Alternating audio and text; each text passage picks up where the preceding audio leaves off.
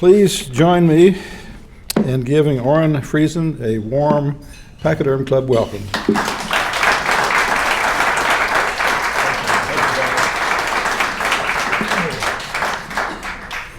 Thank you, John. Thanks for asking me to come out here. And you know John's connection already, because he already mentioned that about our love of bluegrass and the father of bluegrass, Bill Monroe. And it was a thrill for me some years ago to get a chance to sing on stage with the father of bluegrass, with Bill Monroe there in Nashville. So that was kind of a cool thing, and it all started probably with John introducing us years ago.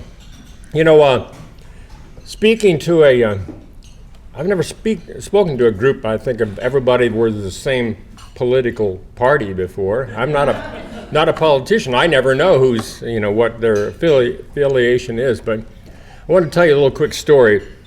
I grew up on a farm in Nebraska, conservative farm parents. My dad always says, well, he's not a Democrat or Republican, but he always voted Republican. So I don't know if he was just trying to do that to hedge his bets or what.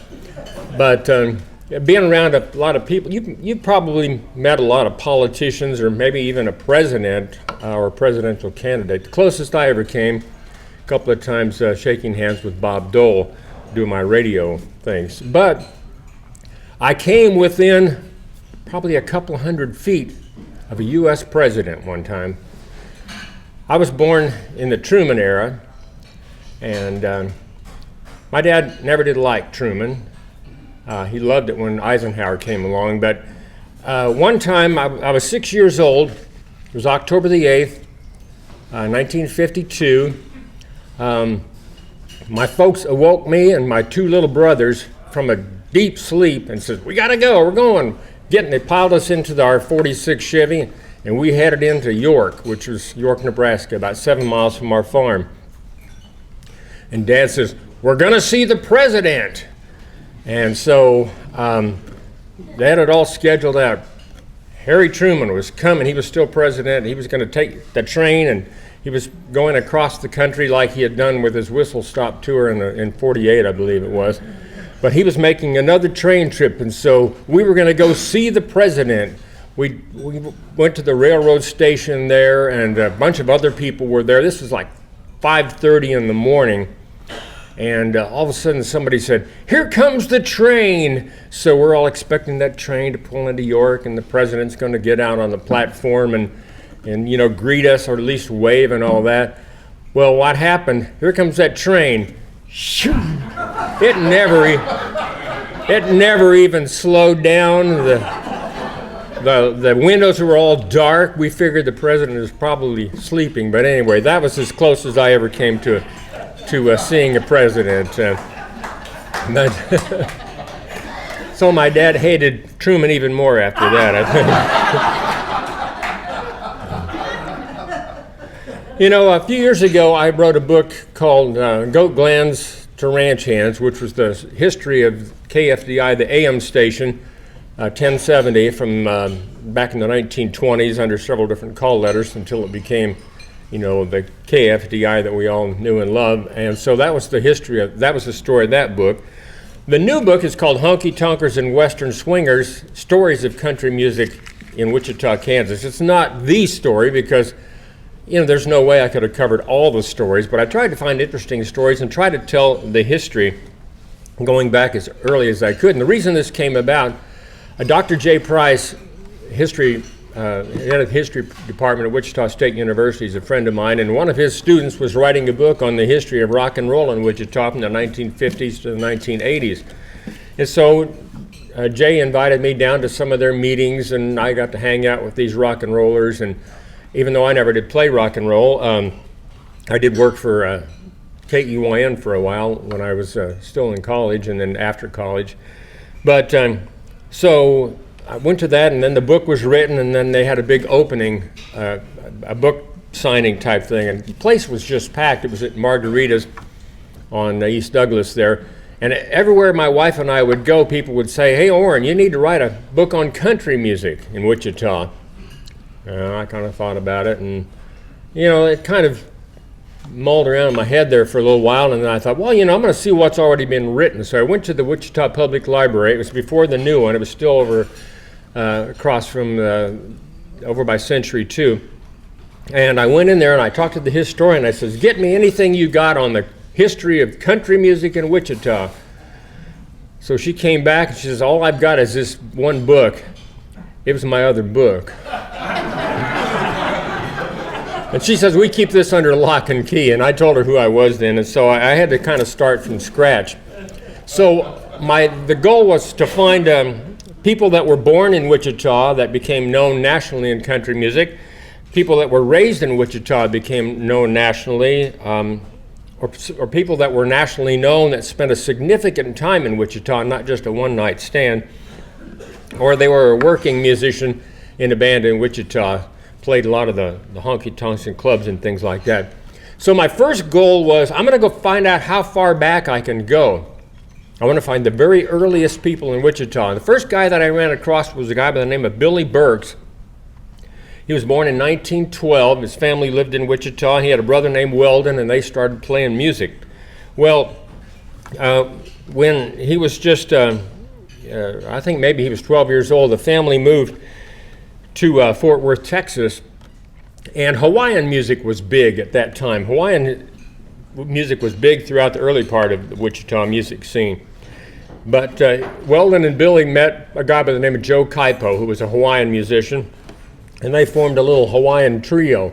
One time, the father of country music, Jimmy Rogers, the singing brakeman, the Mississippi blue yodeler, he was in Texas and he was looking for a band, and he hired these guys. He hired Billy Burks and his brother Weldon and Joe Kaipo to be in his band. And they were in the band for a while until Joe and Weldon kind of got in a little trouble messing up a hotel room, and so Jimmy Rogers fired them, but he kept on Billy Burks. Billy went on to play guitar for Jimmy Rogers, and in Jimmy's later years he had tuberculosis, so he couldn't play the guitar near the end. So if you listen to some of the old Jimmy Rogers records, those last records, the guitar player sounds like it's Jimmy Rogers, but it was actually Wichita's own Billy Burks playing the guitar. And Billy played guitar on more Jimmy Rogers records than anybody else. So that's kind of how I started that. Well, now I want to find out the oldest country band in Wichita. Oh, I'm messing up here. There's the Burks brothers. That's Billy on the left and Weldon on the right. So I wanted to find the oldest country band in Wichita, and I found this group. It's Big Chief Henry and his Indian String Band. They were from Wichita. They lived in Wichita, traveled around Wichita. They were actually Choctaw Indians. Big Chief Henry Hall and his two sons. Harold was the banjo player, and Clarence was the guitar player. And they traveled around. That's a picture of their RV or whatever, their tour bus in the background. It was one of those old trucks with the wooden spoke wheels, and he had built kind of it's a modern day tour bus, kind of a wooden house on the back of it. They could travel around the country. One time they went from Wichita, they went down to Philadelphia, Mississippi to play at a Choctaw Indian fair there. And they were discovered by a guy by the name of H.C. Spare. H.C. Spare was known as the godfather of Mississippi Delta blues, and he discovered a lot of those old blues players like Robert Johnson. And he thought he could get these guys a recording contract.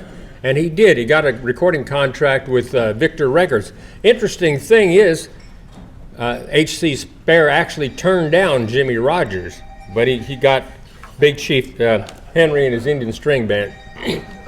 They recorded 6 songs. I think if you go to YouTube, you can still hear some of it. And it's called, you know how they used to put a record, a little bit of description at the bottom. It says, Indian music with fiddle or something like that. But so they traveled for a while, eventually moved to New Mexico. Then they moved to California. They added to the band in New Mexico. It became like a 5 or 6 piece band. And then they went to California, and one of the brothers got a religion that didn't like music or whatever. So he quit playing, and so then he converted the rest of the family over to that religion, and so that's where the band ended. But that was the first band that I've been able to find that actually came and performed in Wichita, Kansas. I need to bring in this guy a little bit. This, if you look at this picture, if you can see it, and it's probably in the back, you might not. It's a stereotypical picture of what country music might be depicted in the 1920s. I mean, it's got a calf and chickens and a sheep, and I think there's a pig, and hay bales everywhere, and every kind of thing you could think of that was country. Well, that's because this wasn't really a country band. Eric Cale, the director of the Wichita Sedgwick County Historical Museum, said, I got to include this because there's some significance there. This is Gage Brewer. He was actually born in Oklahoma, and he was named after his hometown, Gage, Oklahoma. But he moved to Wichita in 1925 and started a Hawaiian band. He had a Hawaiian trio. As I mentioned earlier, Hawaiian was just the biggest thing going on back in that time. But then he started playing a lot of big band and stuff. Well, he would have these theme shows, so occasionally they would do a country music show. So this is Gage in the middle here, and this is their version of a country music show. If some of you folks can't see, you're, because I'm standing here, you okay? All right. Anyway, one of the significant things about him is he is the first performer anywhere in the world to play on stage with an electric guitar. He had a friend in California named George Beecham, who worked with Adolf Rickenbacker, and they came up with the first Spanish-style guitar with an electrified, and so he sent it out to his friend Gage, and so it was the first time that ever happened. Gage had a place called the Shadowland Ballroom, which was down South Broadway, south of the John Mack Bridge. And that place burned down in 1936, and then he moved up to on North Hillside, which is the building that's still up there north of 21st Street, a few blocks.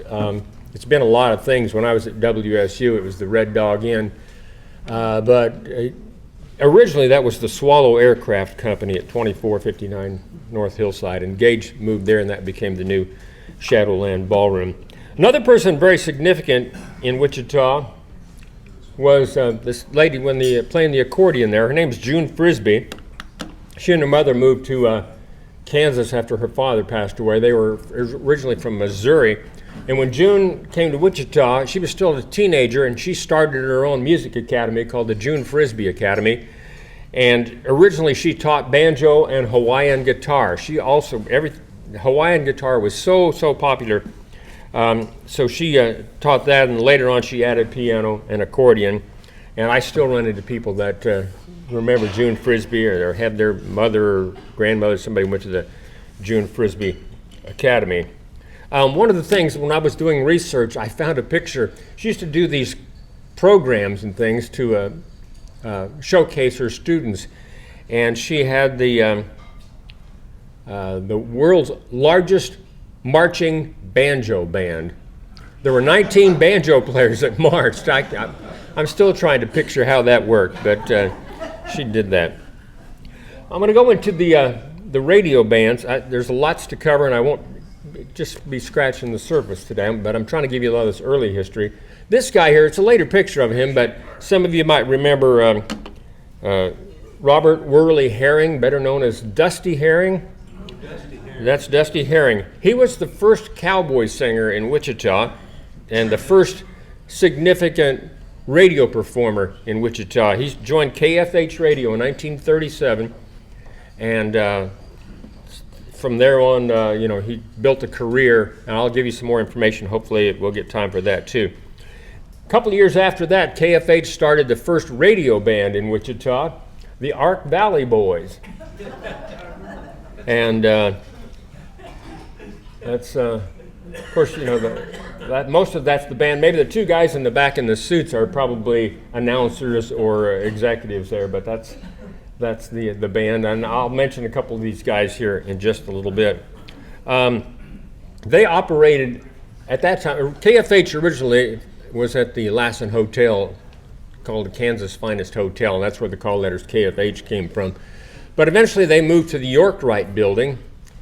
The Yorkwright Building was over at Market and William, just catty corner across the block over here, just two blocks down as you walk that. And so that's where they operated. And they had, one of the things that they did was they had a big noontime show called KFH Chow Time. And the Ark Valley Boys and a few women in there as well. I'm going to tell you kind of how this thing started. As the studio clock struck 12 o'clock noon, the announcer would step up to the microphone and say, "From 7 stories high atop the York-Wright building, across from the Wichita Eagle in downtown Wichita, where it's high noon, it's chow time with the Ark Valley Boys, brought to you in part by Nash's Coffee, Purina, Harvey Brothers Clothing Store, Ark Valley Tailor-Made Flour, Esri Clodfelder's Emporium, and the Yoki Penke Pool Hall and Saloon." And right after that, they would jump at a fast song like Crazy to Be a Cowboy or something like that. And then they had a Saturday night show called the KFH Barn Dance Frolic, real similar to the Grand Ole Opry and the WLS Barn Dance and the Louisiana Hayride in Shreveport and things like that. So they had one of those kind of shows as well. These two people, that's Vic Hawkins and Mickey Pennington, two of the members of the band. Vic was called Puny. They called him Puny Hawkins, also known as 300 pounds of fun, or no, the ton of fun is what they call it. He weighed 300 pounds. They called him the ton of fun. He was kind of the front man for the Ark Valley Boys, and Mickey was one of the singers on there. This guy, some of you might even remember him, Corky Edminster. Corky was, in later years, the Shrine Band and all that, very well known around Wichita. Passed away a few years ago. I had a chance to meet him a couple of times. But Corky was the actual band leader of the group. Well, one thing I wanted to mention about Puny was also in the silent movies. He played a sheriff in some of the old Jack Hoxsey westerns, so before he came to Wichita. But anyway, Corky Edminster was the leader, played saxophone, clarinet, the woodwind type instruments, which you wouldn't really think of as in country music, but back then there was really no limits on what they were doing. This is Cousin Clarence. He's the guy that was sitting on the floor in that earlier picture over on the side with playing the fiddle. Cousin Clarence was Clarence Brown. He played the fiddle, and he was the comedian in the Ark Valley Boys. Did all kinds of characters, and was just a funny guy. This next guy you might remember as well. I got to know him and got to play music with him on occasion. Bill Boggs. He had the Boggs Sign Company, and he was just an incredible fiddle player. I just always enjoyed playing with him. In later years, he and Bobby Wylie had a duo together. But he was a member of the Ark Valley Boys back at that time. As were these three cowboys. Those are the Victory Brothers, the Bud, Obie, and Ray. Ray was also called Tex. They were part of the Ark Valley Boys, but they also performed as the Victory Trio. This young lady, her name was Jerry Mapes. She's 3 years old, and she was a regular performer on KFH.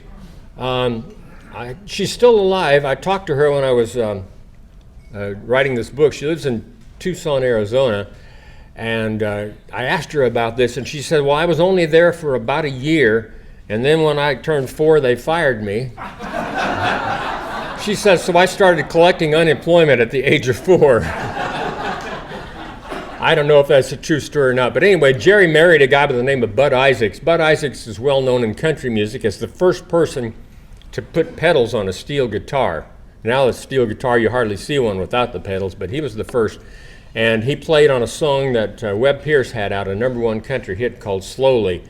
And when that song came out, steel guitar players everywhere were going through their garages and they're trying to figure out how to put pedals. They were using coat hangers and whatever they could to try to get that sound that he was getting.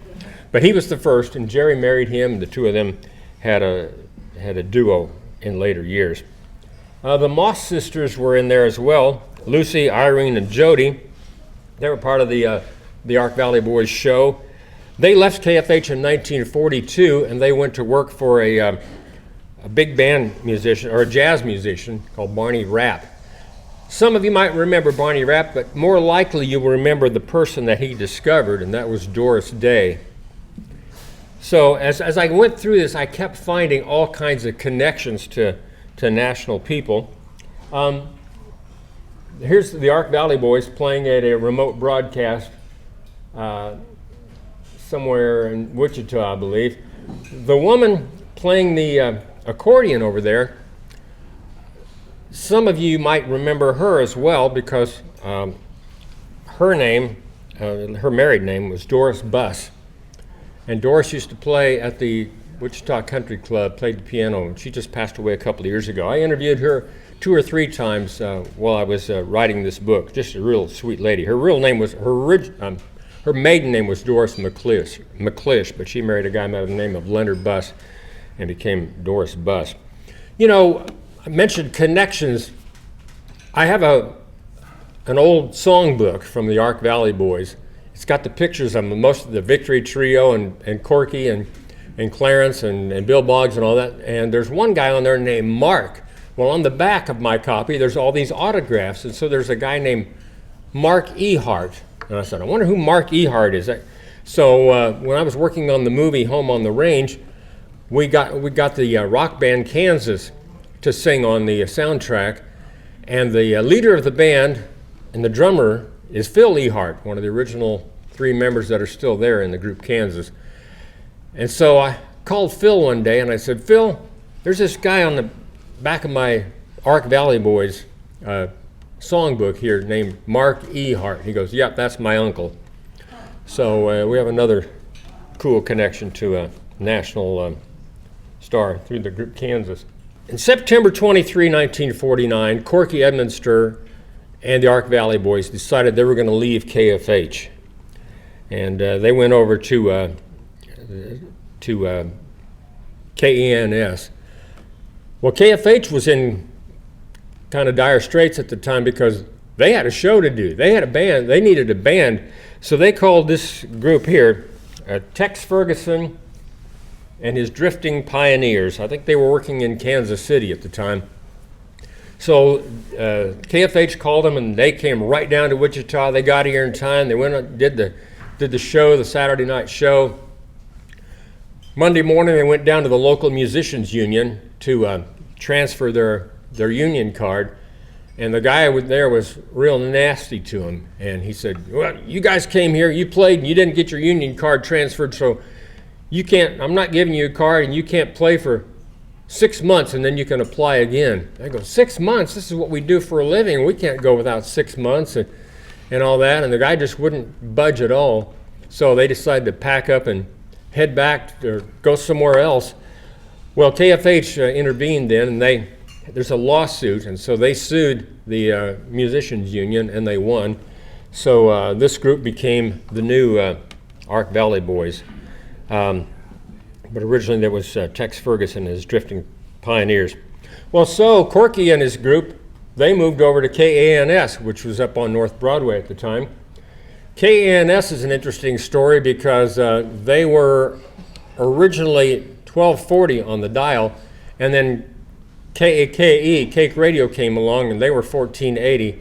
So the 2 stations actually switched frequencies, and I don't know the reason for that. But at the time here, it's KENS 1480. KENS is the station that later became KLEO when I came to Wichita back in the 60s. But there's Doris Bus and the rest of the Corky and his Corral gang there. Love their mobile unit and all that. So.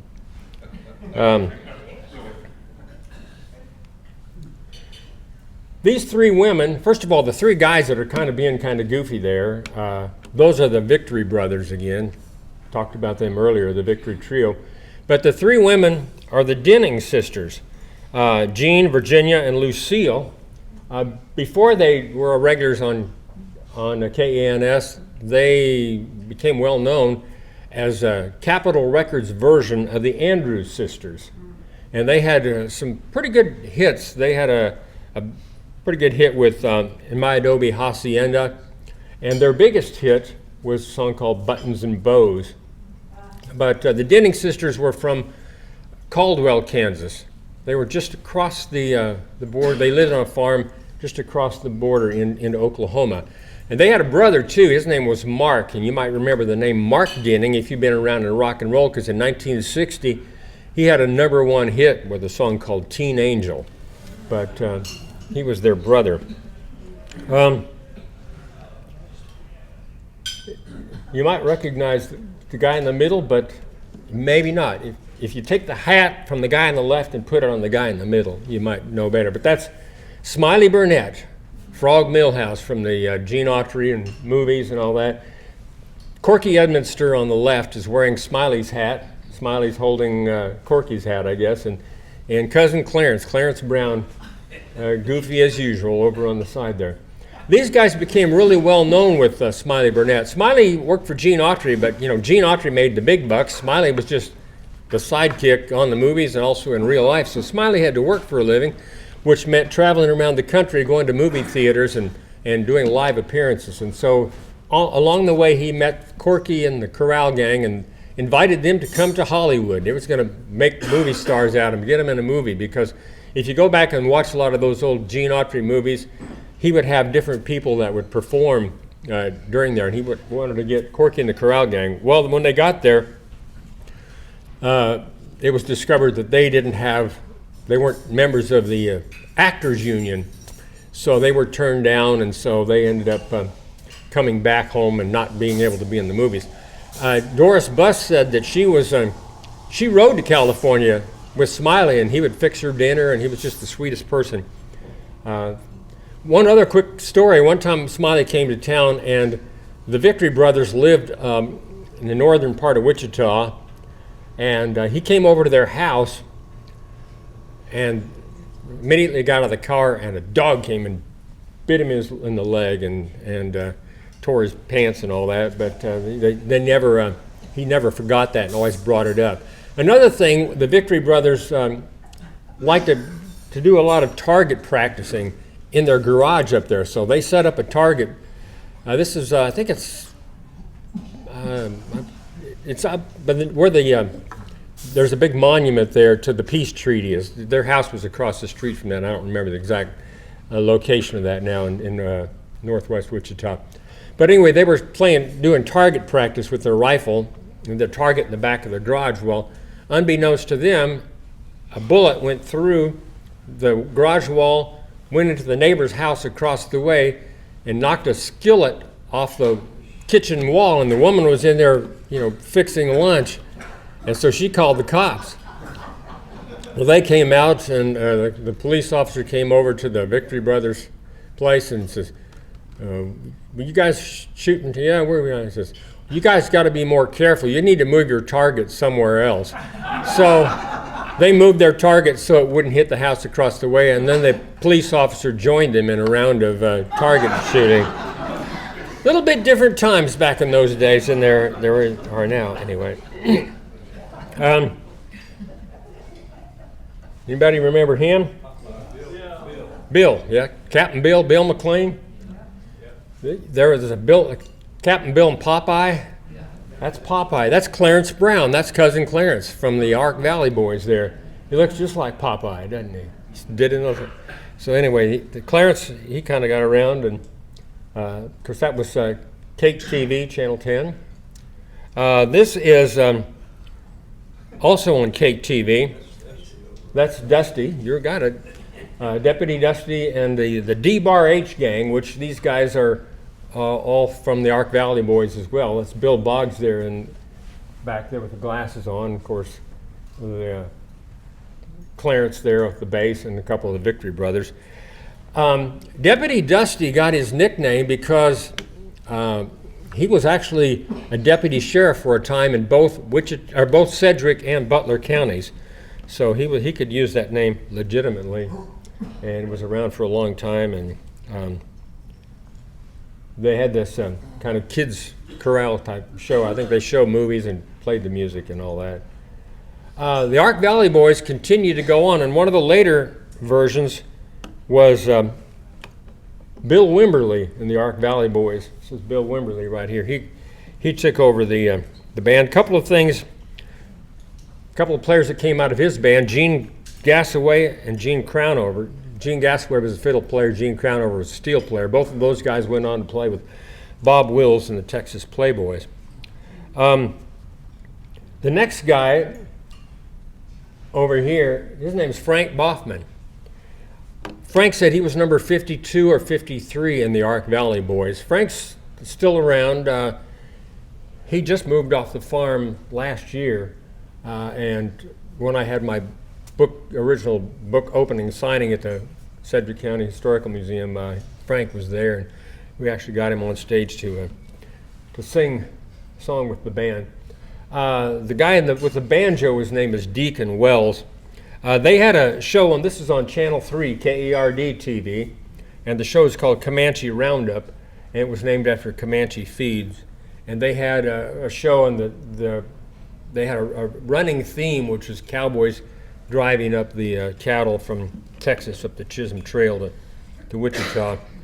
Frank Boffman eventually became the very first house. He and his group were the Honeymoon Ranch Boys, and they were the first house band at KFDI. Mike Oatman hired him shortly after he came to KFDI. This is before the days of the Wichita linemen and all that.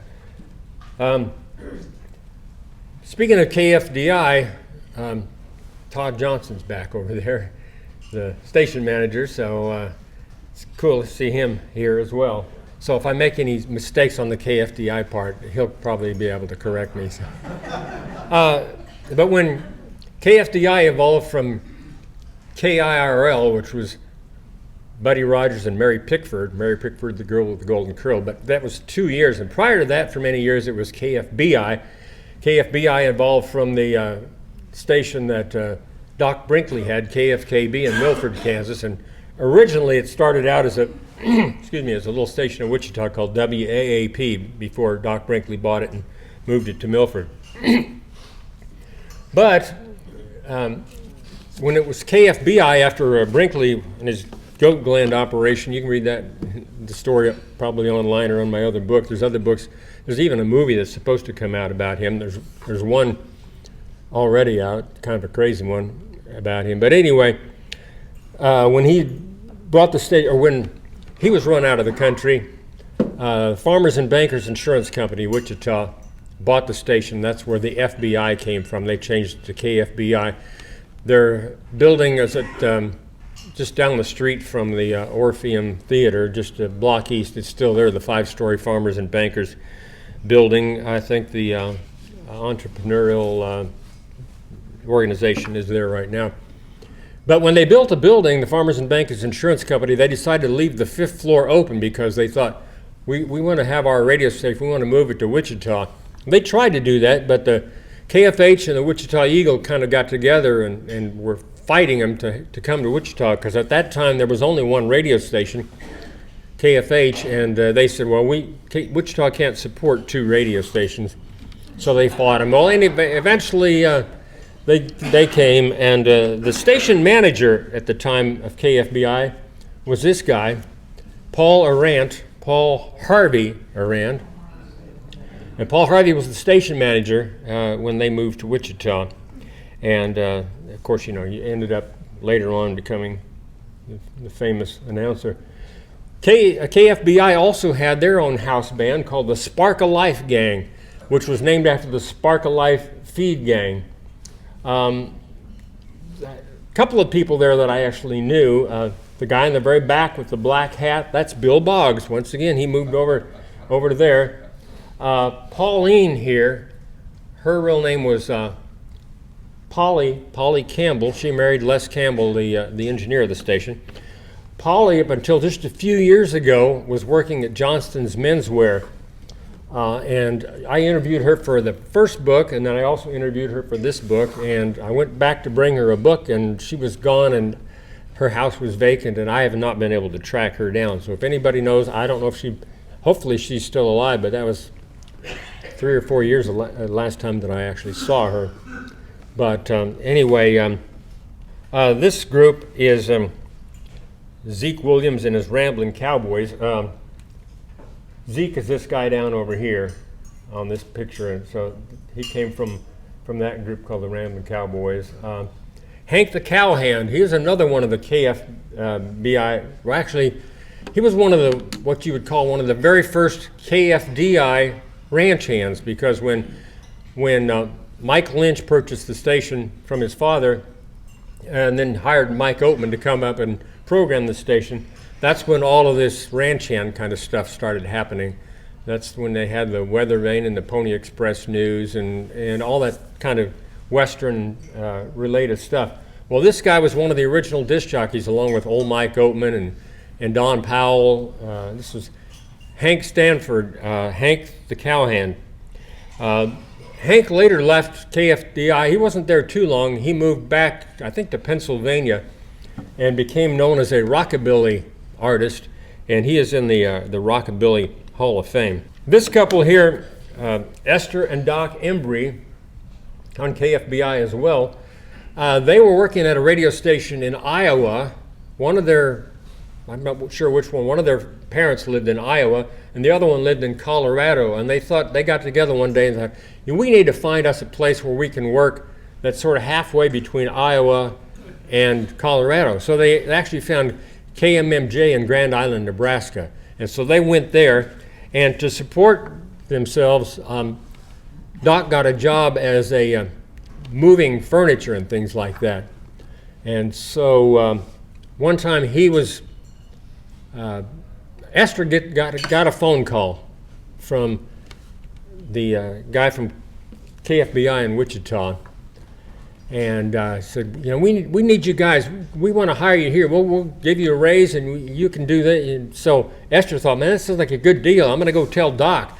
Well, Doc was in the middle with another guy moving a piano up a stair in this building, up the stairway, and Esther came and told him the story. Doc dropped the piano, left it on the stairs, and took off, and they packed up their son and they headed for Wichita. And so I guess the other guy was left trying to find somebody else to help move that piano, but that's one of the stories that Doc had told me years ago. That's Polly again, Polly Campbell, known as the Singing Sweetheart on KFBI.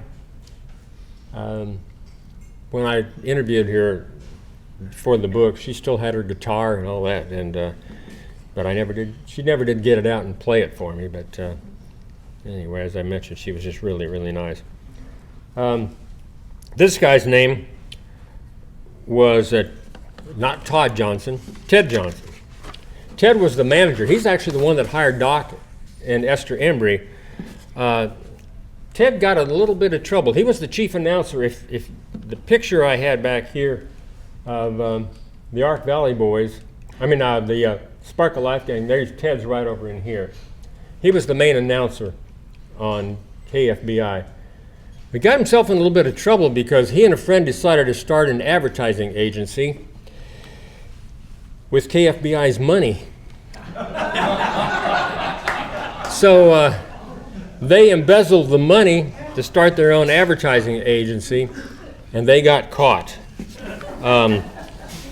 The police got a hold of him, and then he got out on bail, and he went to his veterinarian, and he got some sleeping pills, and he overdosed, tried to kill himself. Well, they came and they sort of revived him, and he was okay. And then he went back to the same veterinarian to get some poison for his dog.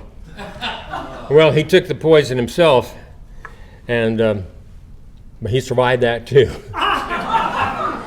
So I don't know exactly whatever happened to him, but he was taken to the hospital, and they saved his life. The exact amount that they took, I wrote this down, the exact amount they embezzled was $3,116.91. So anyway, kind of a crazy stories when you're digging up this history. I got to know the two guys, the guy on the guitar and the guy in the fiddle. They became, and John Todd also knew them. Jim and Jesse McReynolds they became famous as Grand Ole Opry stars, and Jesse still performs on the Grand Ole Opry occasionally. He's one of they're members of the Bluegrass Music Hall of Fame. But at the time, in 1950, they were the KFBI Ranch Boys. So it was Jim and then his brother Jesse, who played the fiddle and also played the mandolin, was his main instrument. He invented a style, cross-picking style that other people have tried to emulate, but I don't think anybody could ever do it like he could. And then they had a steel player and a bass player. This is before they became bluegrass musicians, even though they were from a town in Virginia, Carfax, Virginia. They were playing country music, and Jim and Jesse had both told me that they loved Western music. They loved the cowboy music of the Sons of the Pioneers, and especially Foy Willing and his Riders of the Purple Sage, who were very much like the Sons of the Pioneers, but their harmonies were just so tight. That was the music they loved. Well, after they left KFDI, they moved back east, and they eventually added a banjo player to their band and called themselves the Virginia Boys, and had a huge career then in bluegrass music. And the show that John and I put together at East High School, starring Bill Monroe and the Bluegrass Boys, Jim and Jesse and the Virginia Boys were also on that show, and as well as Bill's son James Monroe and his band, the Midnight Ramblers. So it was really a cool show, one of the best bluegrass shows ever in Wichita. And as John said, it wasn't, we could have had a lot more people in the audience, but it was a great show, and Bill was on fire. He was taking, I've got a tape of that, and he's taking requests, he's fielding them like he's Willie Mays in the outfield there, and that somebody holler out a song, he'd play it. So he was having a great time, and so were these guys. Then the next person after Jim and Jesse left, the KFBI Ranch Boys were taken over by this guy in the middle here, and his name is John Bozeman, but he went by the radio name of Max Sanders. And Max Sanders, of course, went on to start KSIR 900 on the dial, and then KFRM in Wichita. Moved down to Nashville and had a whole thing. John had, or Mac, I should call him, everybody knows him as Mac. He had a kind of a little thing there that kind of went the wrong way. When you make decisions in life and you never know where they're going to go. Well, he had a partner, and these two guys, they decided they were going to start up a sausage making company. And so they started, and it was going all right, but Max Sanders decided, I don't need to be in this, I'm in radio. So he got out of the business, but his partner was a country music star by the name of Jimmy Dean. So the Jimmy Dean Sausage Company did all right for themselves. Hap Peebles, you might remember Hap Peebles, the greatest promoter in country music. He did a whole lot to promote country music in Wichita and all over. He promoted concerts at the Old Forum and Century 2 and at the Cotillion and places like that. One little quick story about Hap Peebles. There was a disc jockey on KNS radio by the name of Jack Call, Cactus Jack Wesley Call was his name.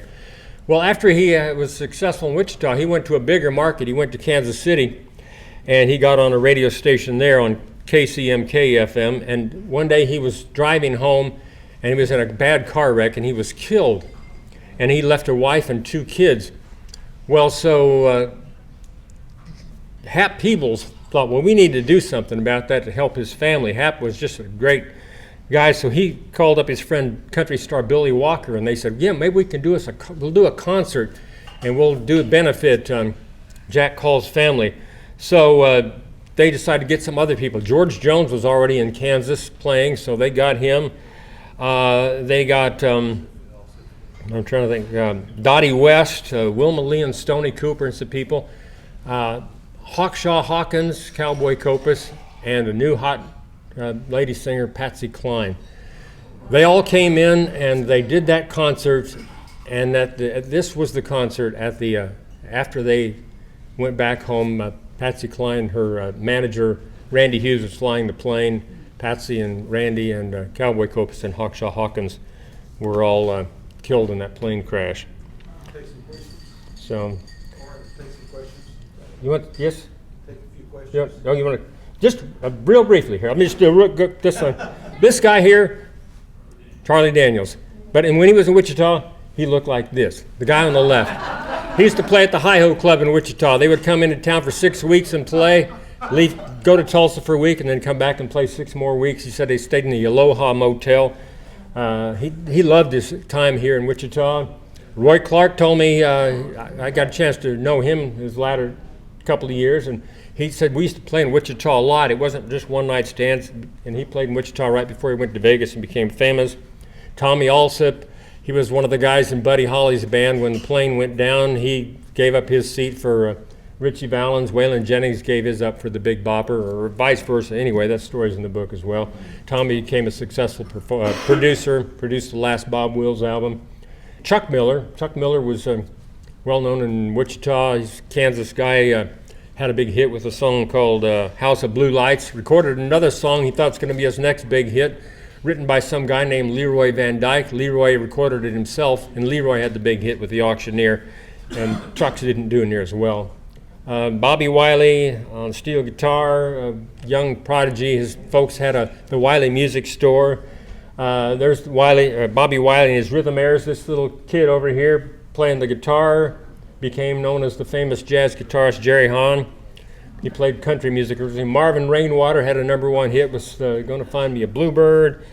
Shoji Tabuchi played here for several years down at the Western Swinger before he became famous. I got a whole chapter on him. I got a whole chapter on Marvin Rainwater. Martina McBride, I want to kind of end right there because she played in Wichita as well with the Bucky Fowler Band. She actually played in the rock group Lotus before that, and her husband kept telling Bucky Fowler, "You need to hire my wife. She's killing her voice." And eventually that happened, and out at a concert, and Bucky said, "Yeah, we brought her to our house to audition." He says, we sang all afternoon. He said, "We knew she had the job after the first song, but we wanted to hear her sing." Anyway, I've kind of gone through, there's tons of stuff. There's a whole chapter on bluegrass, a whole chapter on cowboy music, a chapter on southern gospel. There's country rock and all the different kinds of versions of that. So there's lots and lots. We just barely scratched the surfaces, and I wanted to get the early part in because I find that so fascinating. But it goes on to the later performers as well. Okay, you got a question? Oh, yes. Yeah, are you playing with the Diamond W Wranglers? I am.